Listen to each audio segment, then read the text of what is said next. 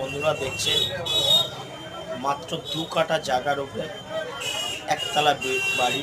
2 কাঠা জায়গার উপরে একতলা বাড়ি পেয়ে যাচ্ছেন, সঙ্গে কল, পায়খানা, বাথরুম তো পেয়ে যাচ্ছেন একদম কমপ্লিট।